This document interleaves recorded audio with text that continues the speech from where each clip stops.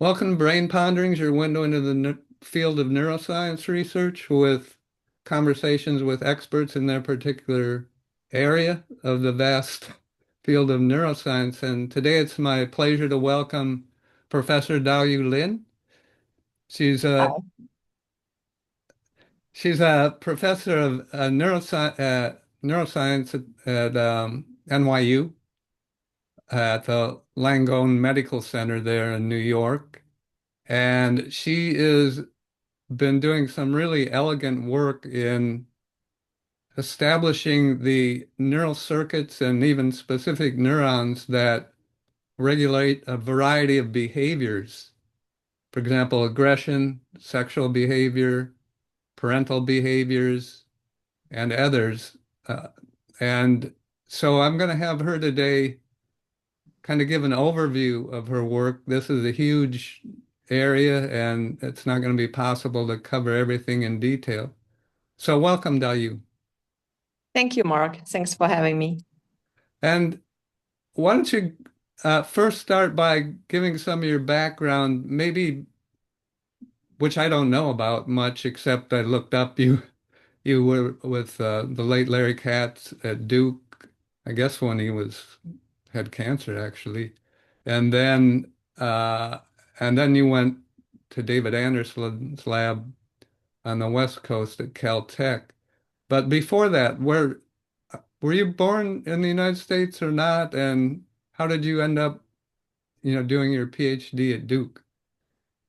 Yeah, so no, I was born in China, Uh-huh. and I grew up in China in Shanghai, and until I finished my college from Fudan University, and that's when I applied to graduate school in the States, which really is it really made my career. It's an eye-opening experience, I should say.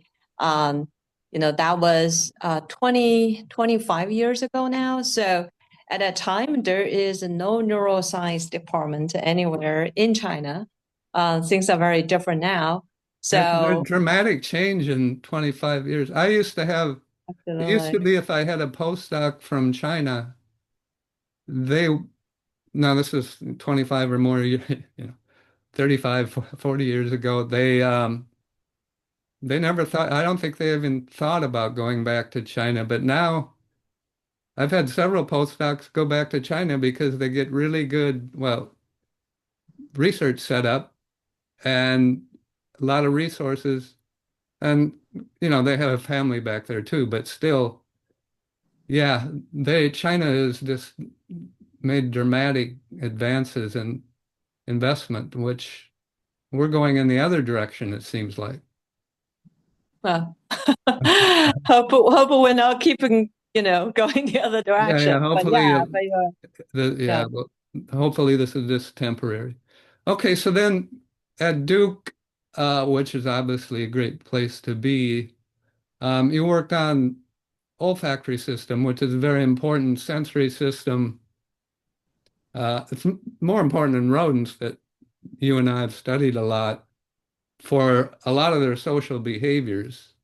And is that how, but you, were you looking at social behaviors and role of the olfactory system in that?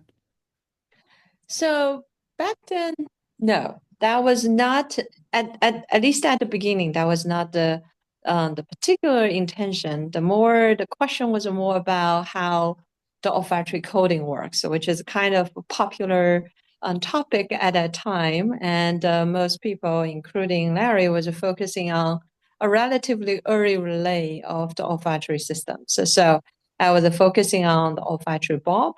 And the idea is trying to understand how complex natural stimuli are represented in the olfactory bulb, because at that time, most of the research are using synthetic chemicals and one at a time and trying to see what is the receptor field of the cells. So we thought that, that's not what the mice or human actually naturally encounter. So we want to see how the natural stuff are being encoded there. And to achieve that, we used gas chromatography which is a sort of Yeah. it's a chemistry instrument which is used to analyze the volatiles in complex mixtures. But in that particular case, we are not particularly interested in the components of it. We do at a later point, but the initial intention was just use that as an instrument to separate the individual compounds. Yeah. Because otherwise it will be very complicated to trying to separate them somehow and reconstitute. The mixture contains hundreds of compounds. So we use the machine to separate out and deliver it one by one to the animal as we are recording cells in the olfactory bulb. Um, so that allows us to have the responses to the whole natural stimuli as well as to the individual compounds in the natural stimuli, and then we can kind of put the two together to see how does the individual responses are constitute the whole response. So that was kind of the idea underlining it. And then but we wonder what is the good natural stimuli to use. And we thought that nothing will be better than the mouse urine because that's what something is very complex and it's something mouse very much care about. So mouse urine contains, very rich information about the identity of the animals. You can see Ah, between the male mouse urine and the female mouse urine, for example, the compounds contained in it are very different. So it kind of is a signature of the animals. So yeah, so when we're doing that, we found that there is actually one compound that was overrepresented in the male olfactory bulb.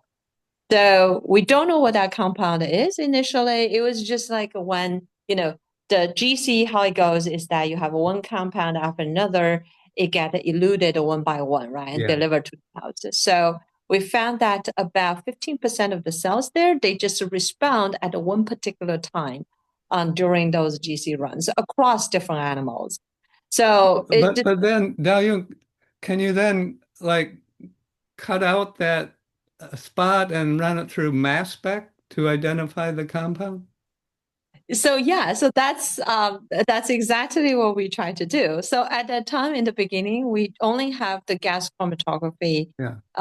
and with a detector that doesn't allow us to know the identity, but we know the elution time of this compound. So we collaborated with the chemistry department trying to figure out what is in Yeah. kind of containing there. So it was also a little bit fishing expedition because the initial compound we found was turned out not to be the correct one because when the different compounds elute, they could overlap, right? So and it turned out that for that compound, it was co-eluted with another compound that was really concentrated in the urine.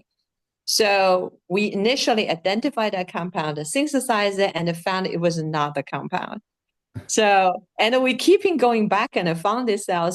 And then later we decided to use a different strategy. So they are, the GC columns, they have a different property. They can separate things based on polarity or based on the molecular weight. So we then picked a different type of column, which will separate the compounds in different orders and which allows us to disentangle this big compound and that tiny compound that was hidden. So yeah, so anyhow, so we synthesized that compound again, and it turned out to be a sulfur compound. So it was a very potent compound. It called MTMT. So that's a So it small has it molecule. has sulfur in it? Is that what you It said? has sulfur in it. So it Yeah, smells like rotten eggs or yeah. It doesn't smell too good.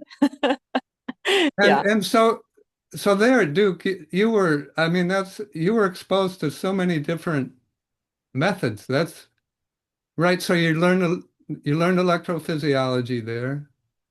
And then you learn these other methods, there may be someone else actually, I don't know if you had hands-on, but and then okay, so then what was that was like your main finding. You eventually identified this one compound with sulfur in it, and and then it either whatever it. And were you recording from individual neurons in the olfactory system, or just or more than one? Yeah, so at that time it was a single electrode. So it Uh, was one cell at a time. And, I wish we had a silicon probe back then, which will make my life a lot easier, but no. So it's a one cell at a time. Um, okay. yeah, so we found that compound, and that compound so turned out to be actually there's a good reason for it to be overrepresented. So just so happened that we actually recorded from the female brain rather than the male brain. And that compound is highly enriched in the male urine, much less in concentration in the female.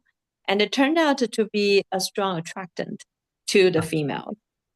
So that's kind of, you can see how I slowly wandering into the Yeah, social behavior realm.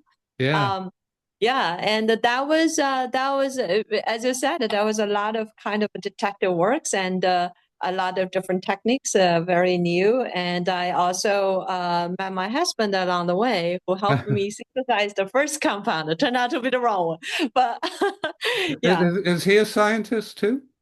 yeah, he's a chemist. Yeah, he's an Oh, wow. organic chemist. So. Okay. That's wow. Yeah. You got a lot of brain power. And then okay, so then you went to Caltech, and of course David Anderson's very well known. Well, Larry was too. Mhm, mhm, Um, mhm. and what attracted you there? I mean, I guess it's not hard if you get offered a postdoc with David Anderson, it's maybe not too hard to decide, but it's, yeah, Well, so the main thing I think is I would like to continue on the social behavior yeah, aspects of things, but at the time I decided not to continue with the olfactory systems. Partly, it's because I feel it's getting a bit crowded. There are quite a lot of good labs at the time that was very focused on understanding the olfactory codings, um, and I kind of just more attracted to the behavior end of things. yeah, So fortunately, mice, they are very olfactory oriented. So there are a lot of interesting and important behaviors that are quite dependent on the olfactory informations. So this kind of naturally leads me to understand the olfactory dominant social behaviors, and aggression being an important one. And the other reason I kind of decided to work on aggression at the time is because it was just like I was looking at the literature, and the literature was all 20 years ago. Nobody seemed to be studying it. So it was appeared to be a very important and interesting behavior, but somehow it was just quite being ignored in the field. So I thought that this opens a lot of doors. That yeah. there's a lot of opportunity there. That's what And David, he just started his quest on the social circuit, on the behavior circuit. There's certainly not a lot of circuit labs at that time. Um, and he's one of them. And I also really find his molecular expertise the part that I'm lacking. So I feel like immersing myself in that environment that will be really strengthen and broaden my toolkit. So yeah, so there's multiple reasons, but yeah, but he is a brilliant scientist, obviously. And so, uh, I'm getting old. My sense of time is kind of corrupted as I age, I think. But when did optogenetics? I'd like you next to talk about the ways in which you're doing things that's well, yeah, they're impossible to do in humans right now. You're using like state-of-the-art techniques. Optogenetics is one. And did you learn that when you're in David's lab or after that? Or I'm trying to think on the time frame of when that Mm. first started being used. Yeah, that's right. So the first optogenetic paper, it was from, Caldesero at Boyden. They were published in 2005. Ah, So yeah, and good timing for you. yeah, so at that time it was just, in the slides in that it can be done, right? So it took a while for it to be implemented in actually intact animals. Um, I I started my postdoc at 2006, so which is kind of right around the time this technique become available. But I do remember at the beginning of my quest trying to identify using gain of functions um, to understand whether this brain regions is essential for the aggressive behaviors. I used the electrical stimulation Ah, because optogenetics was now quite available yet at a time. And I stimulated a lot of animals. I stimulated 50 animals, and none of them showed any attack. I was very disappointed. They and mostly, where were you implanting the electrodes? Amygdala or somewhere else? no, I was targeting the VMH-VO. So I have my eyes on the VMH-VO quite early on. So the hypothalamus. Hypothalamus, yes, the site we're still studying a lot these days. It's a part called the ventrolateral part of the ventral median hypothalamus. So it's a small subnuclei, and I decided to focus on it for a couple of reasons. For one is that I should say we are research. We're constantly research. So things have been discovered. So we discovered again in a way. So the research part is that, in the rats, there actually has been a lot of electrical stimulation experiment trying to map out the hypothalamus various regions. What does it do? So there is a region called the hypothalamic attack area that was being mapped out in 1980s. And in that area, you can induce attack in the rats. So, and before that, there was down in the cats, there was areas in median hypothalamus more broadly that you can induce in these hissing behaviors um, in the cats. So, so me, I was, now entering the mouse era. We're trying to repeat that experiment in the mice. So, and the initial idea was trying to see whether we can have this attack area in mice. And I tried very hard. I couldn't inducing attack in the mice after implanting so many animals with electrical stimulations. So that was actually almost the time that I was like, I don't think it's there in the mice. Maybe I should give up. But the other two pieces Well, keep. Yeah. and then you think I don't know what David was saying, but you think okay, I'm sure I'm stimulating here. I'm not seeing the behavior. Do we publish this negative result? That actually never occurred to me. Oh, really? No, Well, because I I mean, yeah. because I always find negative results is pretty hard to interpret in the absence of a positive result, right? So, um, but but at the time there are other evidence which does pointing to this area being important. And one is the CFOS. So this area is very strongly activated after attack, um, measured by the CFOS, the immediate gene, which signals neuronal activation. So here Um, you're taking two male mice that are unfamiliar with each other is right, and then there's like this aggressive behavior between them. that's right. That's right. Yeah, I should explain that. Yeah. Yeah. So the test we use is called the resident intruder test. So what it does is have a single house, the male mouse, and it's a show box cage which established as its territory. So when you put in another male that's unfamiliar, that's just what mouse do, they start to attack that intruders. So it's defend its territory. It's a very natural behavior and very easy to observe.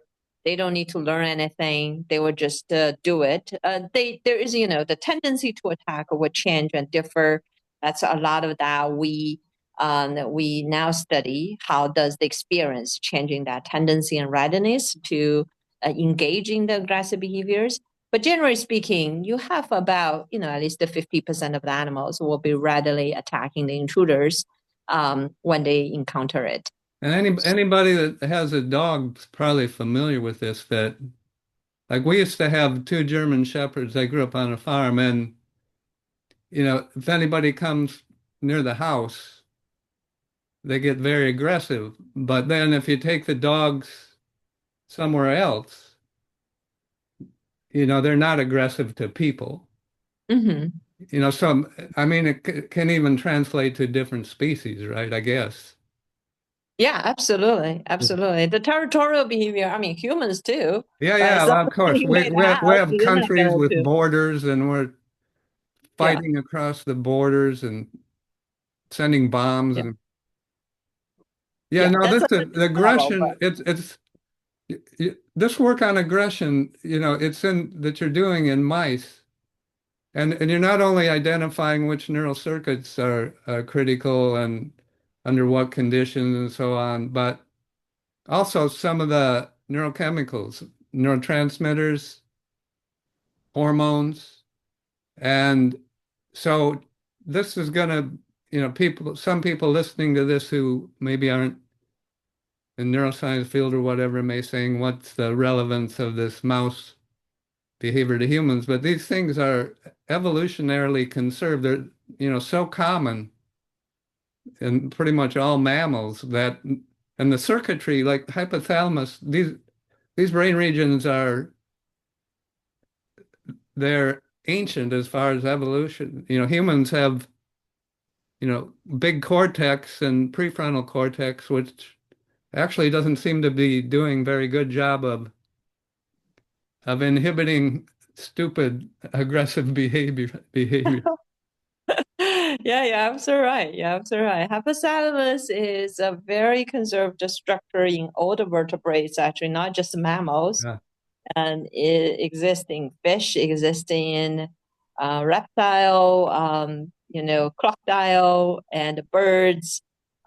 So yeah, so it's a very ancient structures, and there's a lot of the connectivity and the functions of those regions are quite conserved because they're very vital. Recently, I've had several podcasts on stress and neurobiology of stress. I had Robert Sapolsky was, and then Mhm. very recently, I don't know if you've met these two, this couple, Marion Joles and Rhonda Cloet. They've done a Mm, lot of elegant work on the well, hypothalamic pituitary adrenal system, but mm, mainly looking at how cortisol mm, affects the brain by interacting with either the glucocorticoid or minocorticoid. But this mhm. is obviously aggressions related to stress. You tend to be more aggressive when you're under stress, and the hypothalamus is like the key neuroendocrine part of the brain for stress responses. Yeah, so that's actually a very interesting question. So we had one study that was almost 10 years ago now, actually shows that the mice, the male aggressive mice, they will voluntarily seek the opportunity to attack. Oh, So it's actually rewarding experience when they win the fights. oh, And so much so that they are willingly doing it without any other reward that was giving them. So there were no poke, and the intruder comes in and they will attack right away. The intruder was only given for 10 seconds, and those are removed, and then they will do it again. So female don't do it, male do it very well. Some males do it very well. And we later on actually look at the dopamine release in the nuclear compounds, which is the big reward area for yeah. addictions and all that. So clearly, winning the fight is causing very nice dopamine increase, just like sexual behaviors, like you get a sucrose. But defeat is a different story. It causes the dopamine to decrease. And it's actually sexually dimorphic. So the females in the mice They generally don't fight at all. They only fight when they are mothers. They are protecting their babies, and they will fight the intruders. And under those conditions, when they fight, the dopamine does not really increase. So, So is it, this is another parallel with humans, right? I mean, pretty much all the aggression, not 100%, but I don't know. I mean, crimes, violent yeah. crimes are mostly committed by males, and maybe when we get towards the end, we can talk about testosterone, or maybe now testosterone and estrogen, and it gets really complicated. But okay, so in the mice, you did not see this attack center in the hypothalamus, or you couldn't find it. So then, what What neurons are happened? what neurons are responsible in the mice? Or they're Yeah, so it's actually are these neurons. It's more the limitation of the technology than ah, the biology. I see. So yeah, so as I said at the time, the gain of function was not really giving us the data we expected. So we take a pause and resort to the loss of function and the recordings. So that's kind of how things happen. So we then inhibit this area. Hmm. Um, and at that time, David has developed a technology called it's a chemogenetic. It's a chemogenetic technology that nobody uses now. It's called a GluCL. Um, so that technology was not as efficient as the other ones that are commonly used So you're these days. putting a chloride channel in the, so it's like a GABA, inhibitory GABA receptor channel, kind of. Yes, Yeah, yes, yeah. yes. So yeah, so that was the strategy. But it's a strategy, nevertheless, allow me to show that inhibiting those cells really suppress the aggression. Ah. So that gives me the confidence that there's something there going on. And then after that, I was able to put a tiny electrode into those areas. Basically using my capitalize on my electrophysiology expertise, and then be able to record those cells when the animals are fighting. And that was very eye-opening to see those cells really very specifically tuned to conspecifics to the other males intruders, and they are really activated when they're fighting. So these shows these cells are important, and these cells are naturally active, and that at that time, optogenetics become available. So that was actually one of the last experiments I did. So like, okay, I'm not so sure the gain of function will ever work, but they was like, give it a try. Why not? It's right there. So I tried it, and in the first batch of 6 mice, one of them attacked on command. So when I turn on the light, it goes run to the other animal and exhibit this aggressive biting. And then later we show that, the biting can even induce it towards females, towards castrate animals, or towards even a glove. There's inflated Dayu, gloves. can you quickly Yeah, say how the optogenetics actually works? sure, of course, yes. So yeah, I got too excited about it. So Yeah, I know. optogenetics, That's my job here is to try to to kind of, direct me to the track. yeah, Yes. yeah. So optogenetics is a method that was expressing a light sensitive channel. And that is a cation channel. That channel allows the positive ion to pass by when they sense the light. It was naturally found in algae. And algae use it to sense the light and move towards them. And then now scientists have figured out we can put those channels into neurons. And when we shine the light, there's a lot of ion passing through the neurons, and allows the cells to depolarize sufficiently to increase the membrane potential sufficiently and the fire action potential. So now this method works beautifully. The cells can increase or decrease activities, which is using a different kind of channels to basically uncommand with the light with a very high precision. And So then are you using fiber optics for the light to expose only part, or the other thing you can do right with optogenetics, you can, there are certain genes that are turned on only in certain neurons, and you can make the bottom line is you can put these channels in specific types of neurons, like maybe an inhibitory neuron or one that's whatever, I guess a dopaminergic neuron or something like that, right? that's right. So Yeah. yes, that was, genetics. So the Yeah. optogenetics at that time when we initially did it was just a white type mice, and we put the channels in Right. the cells indiscriminatively. Right. But now there is another technology which also has been available for a long time called the Cre-Lox-P technology.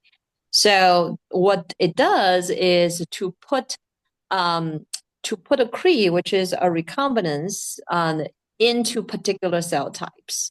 Yeah. So that Cree was put in as a transgene through genetic manipulations of the mouse itself. So now the virus we put in, which was how we deliver these channels into the cells, that virus, it expresses the channel, but it can only express that channel in the cells that express the because that piece of DNA in that virus was being flanked in a way. So it was not allowed to passing to read through until the Cree act onto it and get rid of a part that called the stop. So so that's basically how, we're able to achieve very high precisions in the optogenetics these days, which is we can control not only turn it on and off, but turn it on and off in a particular type of cells. Yeah. And the other thing that optogenetics is very powerful is that, you because neurons, they talk to each other through a lot of process, so-called axons, and you can put the optic fibers shine the light kind of Uh, at the end uh, of those axons, so which allows you to control not just this one cell, but you can control this cell. It's a communication with another cell by deliver the light to the terminals of these cells, to the processes of these cells. It's at the other cells, the only other locations that communication will be activated. So yeah, so this technology really opens a lot of doors for probing how the brain talk to each other, work together to exert, very precise manipulations of the so I circuit. think, I think there's a potential Nobel Prize there for Dieseroth. He didn't get it today, but I don't know. We'll see what happens. There's so many advances going on, but maybe.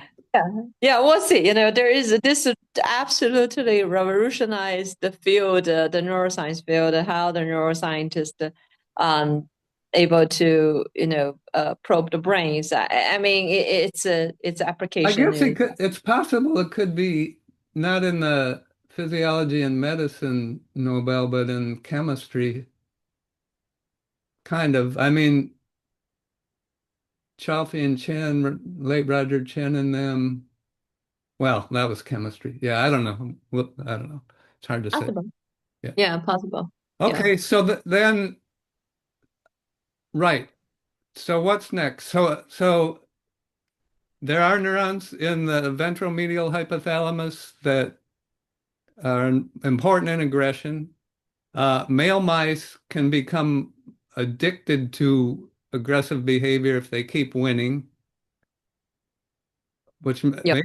maybe that's like humans too. I don't know. We got all this UFC stuff and um, okay, let's see. Is there anything else? It's more complicated than that, right? There's Oh yeah, for sure. Yeah. So So yeah, what I told you largely is basically the beginning of this whole research enterprise on the field in the field of aggression. So since then, we have asked multiple questions related to different aspects of the aggression. So one part is how why the aggression differ between male and the females. Yeah. Why in mice, at least the male is a lot more aggressive than the females. What is different in the brain that cause those difference between the male and the females? So one thing I mentioned to you is the dopamine response when the male wins a fight versus the female wins a fight. But there's also other very concrete differences in the hypothalamus circuit. So in fact, the region we find important for aggression in males. So the original finding was all in males. And then we study the same region in the females. Does the female has that region? Does the region does the same thing? So it turned out the female does have that region, but that region in the female is actually serve two different functions for the female social behaviors. And only half of that region is for aggression. So the other half is in fact for something else. It was for the sexual receptivities. Hmm. So the females, just by the real estate, there's like only half of the cells there are dedicated for aggression. And then there's also very clear differences in the property of those cells. In a paper that we are currently under revision, it shows that the females, those cells are much less excitable in comparison to the males. They will become more excitable when they're mothers, when they Ah, need to fight. But interesting. yeah, but in general, they're much less excitable. So, they're just they are neural circuit reasons that these behavior is much harder to be released in the females than in the males. Um, so another question that we have asked in our more recent works is how experience changing aggression. How does the winning and the losing changing aggression in different directions? So we all know the thing called the winner effect. That is, if you win, you tend to become more aggressive, you tend to win more. And if you lose, then the opposite happened. So what's going on in the neural in the brain that support those behavior changes? So we found that in the mice that win, there is actually a multi-stage changes in the aggression circuit. So in the first, at the beginning, if you win, and then there is some synaptic changes, which means that the communication between different group of cells that are important for aggression. So there's communication changes. But if you win over and over and over and over, then eventually the cells that drive aggression, they become hyper excitable. Huh. So they're really ready to fire, even giving a tiny bit of input. So at a time, the aggression become very stable. It's the general increase of the aggressiveness, regardless whether the animal is exercising this aggression on a daily basis. They can be sit there for weeks, months, but they will still be very aggressive. So there's like this stable changes, and we find that at the circuit level, so how does one type of change lead to the other type of change? They actually causally linked. So Are you there do structural, are there like increased number of synapses or increased, is there like a what's called long-term potentiation, or is there a memory being encoded in the hypothalamus, which normally absolutely. you don't think of the hypothalamus to be important for memory, but I mean this, why not? Why not? I Yeah. mean, it's all depending on how you define memory. Yes, Yeah. I think the aggression experience, the winning experience, is encoded in the hypothalamus that will lead to changes in future behaviors based on those experiences. If we define memory as that way, we learn, we act differently based on what we learned. So yeah, so then the cells they're synaptic changers. They are morphology changers together with the cell property changers that encode those memories. So, but those experiences left a trace in the hypothalamus, and the hypothalamus will change how it react to the external stimulus next time when they encounter it.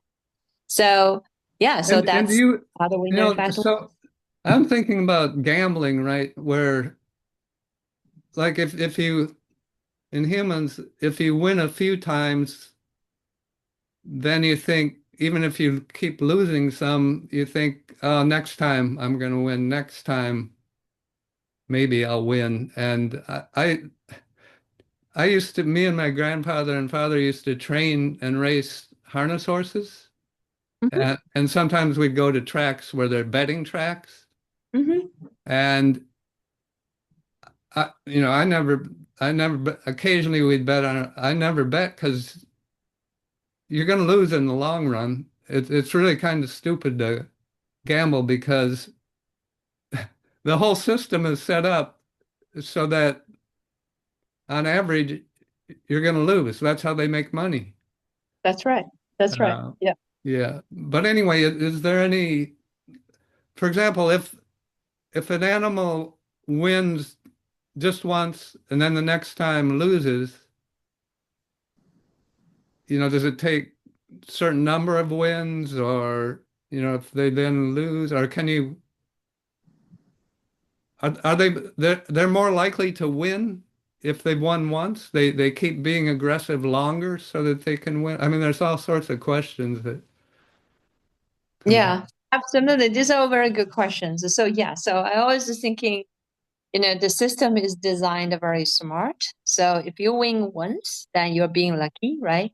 So there's a concept in the ethology called resource holding potential. So basically, which is the ability of you holding resource, which is, simply speaking, just a fighting ability. And each animal, they may not know their fighting ability um, in comparison to the others. But every time they fight, they get a data point to knowing that how good they are. So if they, always lose, then they're like, oh, really suck. So you shouldn't really do it the next time because you're going to get killed, you're going to lose, right? So then the fighting tendency will decrease.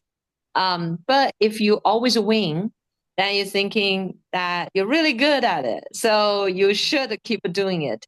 And the circuit changes in a way to accommodate those statistics in a sense, I see. um, to make it more likely to happen or less likely to happen. Yeah, even though the circuit probably doesn't know any of that. But Right. yeah, but in reality, that's how it changes. So Okay. yeah, but repeated winning caused the animals to consider themselves as a high resource holding potentials, and they are more readily to engage in fight. Yeah. Okay. So what about I had yeah, Larry Young, the late Larry Young, I had him on a podcast talking about his work in voles on oxytocin, and this seems kind of relevant. And maybe talk about oxytocin and estrogen in relation to what you're doing.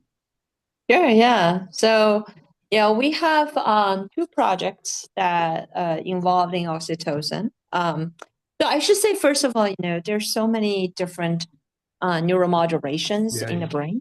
yeah, So oxytocin is just one of them. yeah. It activating a particular type of receptor, but thinking about it, it's one type of a GPCR receptor, and there are hundreds of them, literally, in our Wow. brain. So oxytocin got a lot of love, but there's many others we just simply don't know. But the oxytocin is important largely because when the oxytocin is actually being released, it's often being released associated with the social context. Yeah, And after it acting on the cells, it has a couple different effects, but often is to boost the cell's activity or potentiating the synaptic plasticity to make this changing, more robust in a way. So that's why it's important for the social valence, because it enhances the social network, the brain circuit, important for the social behavior, enhance their activity. So that's why it's important for social valence. It's also important for social learning because it enhances the plasticity happening in that circuit associated with that experience. But, depending on exactly what experience it is and when the oxytocin is being released, which circuit act on, it can enhance both positive and negative Oh, experience. It doesn't need to be enhancing the positive experience. So in one of our recent studies, which actually is understanding how the animals learn to avoid an aggressor once it got defeated. So the mice, they actually learn very well if they encounter a big mouse and they got beaten up by the mouse. The next time they are see that mouse get close to it, they will run away. They were not trying to hang around being friends with it. So and it turned out that oxytocin play an important role in this learning process. interesting. Um, what we found is that, again, in the hypothalamus, there is a small group of cells. And that group of cells, what it does is it hardwired to drive the avoidance behaviors. So, but those cells, they're generally not being activated when the animal encounter another male. So that's why they hang out together. But if the animals got defeated, Hmm. then next time this animal encounter that bully, these cells become screaming. They're like really activated, and the animal run away from it. So the process for these cells to gain the activity to that bully is required the help of oxytocin. Hmm. So what happened is that during the defeat process, the oxytocin neurons, there's a group of oxytocin neurons near that cluster of the hypothalamus neurons. And that group of oxytocin neurons actually got released during defeat. And they got released because the animal got bitten. So those nauseous stimulus is what are causing those oxytocin neurons to get activated. And then they release that they then acting on the oxytocin receptor in those cells that mediating those avoidance behaviors. And at the same time, when the animal get defeated, they got all this information about this bully, right? The smell of the bully, the look of the bullies, and then those information now become potentiated. Huh. So because of this Um, potentiation, now the next time they encounter that bully, even though there's no defeat, oxytocin neurons are not active anymore, but that bully information is sufficient to drive those cells to mediating the avoidance, to drive them, to activate them highly. So that's how, this circuit is And important. if you inhibit those neurons that normally are active and mediate, getting away from the bully, will the animal uh, fight the bully or just get stay there and get beat up? So yeah, so we tested how much they avoid the bully by putting the bully under the cup. Okay. So we actually prevent the bully from attacking them. We just want to see how this animal after learned how much it's gonna to approach and stay around the bullies. So we didn't really get them the chance to fight. Yeah, But yeah, but yeah, most likely if that's it approach the bully, will get beaten up. yeah. You don't want to that there's animal care and use committee. They may say you can't just let, which makes sense. You don't want the mouse to get Oh really yeah, severely absolutely. injured. Yeah. Yeah, Yeah, yeah. yeah, We only, they do their natural thing, but we minimize it as much as we can. yeah, yeah, Yeah. yeah, yeah. Mhm. Okay, Yeah. but what happened? You have the bully under a cup, and then Yeah. and then you inhibit the. Yeah. Uh, So if we have the bully under the cup, and we have this mouse that was before it got defeated by the bully, it will go and interact with the bully happily, because it didn't know it's a bully. And then the next day, we will have the bully and this mouse interact freely. And usually the bully will attack the other mouse and defeat it. So the day 24 hours later, after they got defeated, we put them together again with the bully under the cup. And then this time, the mouse learned and they will stay away from the bully, stay far from the bully in the other corners. And if we approach it, it will be very cautiously sniff a little bit and it runs away. So if we get those cells, those avoidance cells inhibited, then they will hang around with the bully much Ah, longer. Yeah, and if we inhibit the oxytocin neurons during defeat, then they don't learn very well. So they will also hang around with the bully much longer. ah, But if we inhibit oxytocin neurons after the learning occurred, when they are during this test of interaction, then there's no effect. So the oxytocin is only needed for learning, not for the later avoidance itself. I see. Yeah. Well, do you have 15 more minutes? Sure, yeah. Go ahead. Mhm. Okay, good. Um, so talk about uh, parental behavior, maybe the circuits involved in maternal behavior, which I guess have been most studied, a mother Mhm. attachment to their offspring and caring for them and what Mhm. circuits are involved in that. Mhm. Yeah, so that's a separate line of our research in the lab, which is trying to understand the behaviors directed towards the pups. So our first study showed that this region called the median preoptic nuclei, which honestly we cannot take too much credit for it. This region has been discovered since 50 years ago to be a central region for the maternal behaviors. Um, but what we showed is that the estrogen receptor alpha expressing cells in that region is critical for the maternal behavior.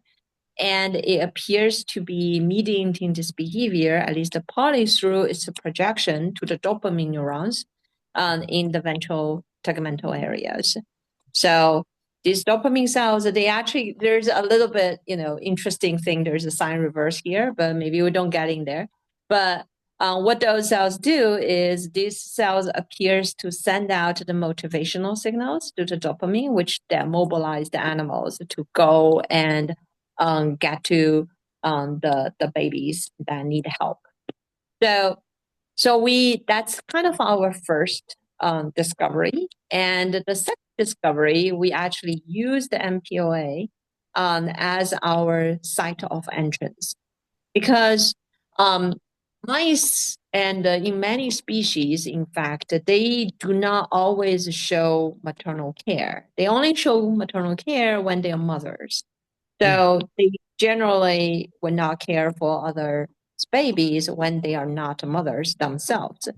In fact, they often show hostile behaviors towards the babies, sort of as a way, ethologists are thinking that to eliminate competitions um, for their future offsprings.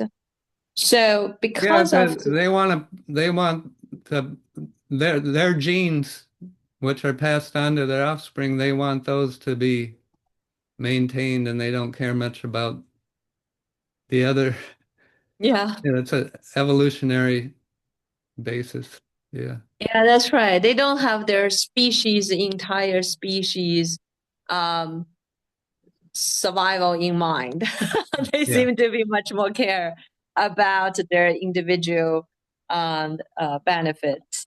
So yeah, so they often don't care. But on the other hand, I mean, I guess in the mice, it's actually not very common for the mice to have a baby wandering around and still alive because the babies require so much maternal care Yeah.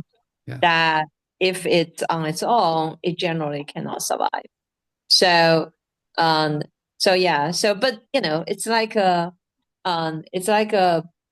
but this kind of infanticidal behaviors has been reported also in primates, which when the males take over another colonies, that's kind of usually the first thing they do, um, to really be able to have their own genes to be passed on.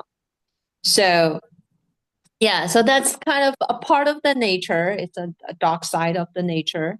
Yeah. Um, but nevertheless, we thinking that it's important to understand that this dark side as, you know, Yeah. it's possible that when there is something wrong in the mother's behaviors and mother-infant interactions, it could be that this is not just because of the maternal circuit are being malfunctional, but it could also be this hostile circuit being overactivated, which they Yeah. should be quiet when the animals become parents or when the humans become parents, right? So human is a very different thing. I mean, we don't do that normally, but the child abuse is still a very real thing. Okay. Society maybe not going that extreme or child neglect.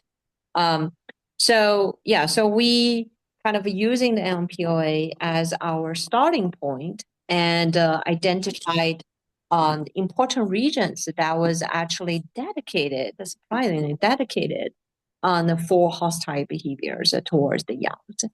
And we find that these regions and the maternal regions, they kind of form this yin-yang relationship. So they mutually inhibit each other, and these cells in the hostile regions, they are highly active in the virgin animals, and the maternal region cells are much less active. And when the animal become mothers, that relationship become reversed. So the cells in the maternal regions become more active, and the in the hostile regions become less active. This is purely because of probably because of just the hormones, how they act during the pregnancies to change the relationship, basically the excitabilities of these two type of cells, which are causing the animals to favor one behaviors from favor one behaviors and switch to favor another behaviors. So yeah, so that's kind of how we looked at the maternal behavior circuit, and we do have another study which actually looking at the maternal paternal circuit in the males, um, which we particularly this is kind of still ongoing, but we are particularly interested on how virgin males can become caregivers. So it turned out in the mice, even if the virgin males generally very hostile to the pups, but giving enough interaction with the pups, they will become parental. They will start to take care of the pups. So we're interested in knowing what happened in the brain when they are repeatedly interacting with the youngs to allowing them to become a caring mouse, a caring So, individual. so in males, so testosterone is converted to estrogen in males, right? There's Mm-hmm. the enzyme aromatase. And so in males, testosterone affects neurons and behaviors, at least in part, or maybe major part, through the estrogen receptor. Is that right? Mm-hmm. Yes. Yes. And if you castrate a male, will it affect the paternal behavior? I mean, that's kind of a seems like that's something would have been done a long time ago. I don't know. Mm-hmm. Yeah. So the uh, castration, the loss of sex hormones, have different impact on their social behaviors. So, in case of aggression, for example, they largely lost aggression. So, Yeah. aggression really depending on the testosterone. But parental behaviors is very different.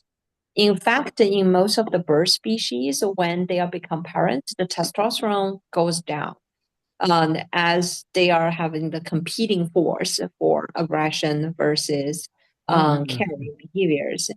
Yeah, and in our case, in the study we have on the males, that was through exposure to the pups, the males become parental. in that case, actually, testosterone is not needed. We have shown that in the castrated males, they're just as good, if not better, to become caregivers. So it seems that in this context, testosterone is actually not helping. Instead, it's kind of hampering the process.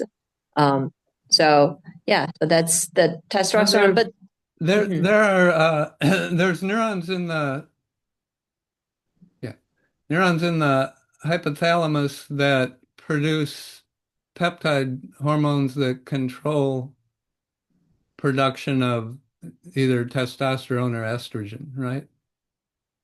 And is there interaction between those neurons and the neurons that are affecting aggression or parental behavior? Yeah, so I think the cells you're talking about are the The aromatase. gonadotropin releasing hormone? Oh yeah, GRNIH. So yeah, Yeah. so um these are kind of the HPG axis, the head of the HPG, right? So they control um how the testosterone in the testes are being released. Yeah. Um, and they can be activated by certain social conditions, those cells themselves. So they can respond to certain social experience and start to release testosterone. Huh. Um, so yeah, so that's kind of their relationship there. And also the testosterone, they can be converted into estrogen Yeah. by an enzyme called aromatase. Yeah. And the aromatase is, in fact, can be synthesized in the brain. So there are certain brain cells, they will have a lot of aromatase hanging around. And when the testosterone comes from the peripheries, they can be converted to the estrogen and then have its effect on the estrogen receptor alpha. So that's why even though males, they don't have a lot of estrogen produced by the testes, but there's nevertheless a lot of the effect made by the estrogen through the conversion of the testosterone to the estrogen centrally. Yeah. So yeah, so estrogen, that's why in fact for all the social behaviors virtually, the cells that's important for those behaviors, almost all of them expressing estrogen receptor, um, because that gives the cell the ability to be modulated by the sex hormones. And the sex hormone is just a master control of all these behaviors. So they change how the behavior will be appropriate depending on the hormone state. And that hormone state is often tied to, experience of the animals or tied to the developmental stage, whether Uh, they are in puberties or whether they are the reproductive stage, whether they are pregnant or they're lactating. Um, so yeah, so all these things kind of they connect together. So the hormones changing behaviors and the behaviors experience at the same time can change hormones. So they have this very nice reciprocal relationship. yeah. Yeah. To finish up, Dayu, do do you interact much with people who are doing human studies and and talk about your work and how it relates to humans and ultimately how to uh, improve human, I guess, social interactions would be long-term goal. Yeah, definitely. I participated in the workshop organized by NIH that was intended to bring the human research Yeah. on aggressions and then the animal researchers on aggressions together. So, one takeaway is that we definitely are miles apart in terms of in terms of uh, uh, how we can translate Yeah. these findings we have in the mice. The partly, I think, the the focus appears to be very different. So in the humans, most of the studies are based on the functional MRI imaging studies, and those are largely focusing on the cortical regions. Yeah. And for the human, for the animals, aggression is really being controlled by the subcortical circuits. So that seemed to be one point that was different in its sort of the focus of the circuits, and the hypothalamus was just being a difficult thing to target in the humans because it's very deep and it's very central. So yeah, so my hope and our goal is be able to find a non-invasive ways to intervene with the hypothalamic circuit that will eventually, because I do think ultimately the circuits are conserved, the mechanisms Yeah, are yeah. there. Yeah, but it's just Well, yeah, that so the about human, yeah. so some of these behaviors are very, yeah, they're semi-automatic, I guess you would say. They're more of a impulse or an innate thing that, when human studies, yeah, you can image the cerebral cortex and look at prefrontal cortex and, different, I guess, they watch videos while they're in the MRI scanner or something of, I don't know what, social interactions or aggression and so on. But uh, I think that often aggressive interactions, like they're occurring pretty quickly without a lot of deep, deliberate thought, which these higher brain regions, that's probably their function is, uh, critical thinking, assessing the situation kind of in a logical way and so on. Uh, and so you've got that circuitry, but then you've got this more evolutionary ancient circuitry that is mediating more quicker responses. Does that make sense? Yes, yes, that makes sense. So um the subcortical circuits, they are in a way hardwired, developmentally wired, basically, to respond to certain threat and stimulus and Yeah, react in certain ways. So that's why this kind of a road rage type of response yeah, yeah, have a high likelihood to involve those circuits. yeah, So cortical circuits, they are really taking a lot of information, detailed information about others, about our behaviors relative to other behaviors, and then they make these elaborate decisions. yeah, Um, and in fact, they don't talk to hypothalamus too much. They um, they seem to have a much higher impact on the brain regions downstream of the hypothalamus. That's another interesting point, which is that they don't necessarily to change your motivation, but they change the execution based on that motivation. hmm, Um, so that's what the cortical circuits seem to be doing. But yeah, but these are competing force, right? So there's a force trying to suppress it, they're trying to force trying to get expressed. And indeed, when something gets wrong, for example, in patients with mental illness, there could be that the cortical circuits may be more at the fault to cannot exert that control properly. So then the individuals will be more just acting on the instinct in a yeah, way. yeah, yeah, So yeah, so you can try to fix the top circuit, but you can also reduce the bottom circuit, the bottom drive, on which might reduce the aggression. So I think they're converging ways.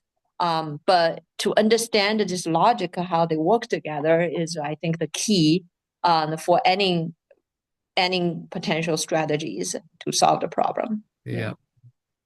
Who knows? Maybe in the next century, or maybe it'd be sooner, be able to be Maybe able sooner. to The century's long. to be able to manipulate a human brain like optogenetically. I don't know. Okay. Well, there are more non-invasive ways now being developed, so hopefully we don't Oh need yeah, to. like TMS or Yeah, exactly. Exactly. they're not very selective though. I mean, they affect large. Yeah, yeah. I think there's also ultrasound. They're just trying Huh. potentially is a little bit more specific. Yeah. Yeah. So, but yeah, but it's evolving. So Okay, Dayu, thanks for taking time for this. I appreciate it. I know you're really busy, and I'm going to put in the discussion section on the YouTube, and it'll come up on Spotify and stuff, links to some of your articles, which they're pretty much all in nature science, nature neuroscience. So I'm jealous, like everything. Yeah, I got really lucky with the good people. Yeah. yeah, Mhm. yeah. That's right. I'm sure you have good students and postdocs. Yeah, yeah, Yeah. yeah. They But, are but the really the people who made it happen. and you're the cheerleader. Yeah. I'm the cheerleader. Exactly. All Okay, right. thanks. Okay. All right. Thank you. Thank you, Yeah, Mark. Nice talking to you. yeah. Okay. Bye. Bye.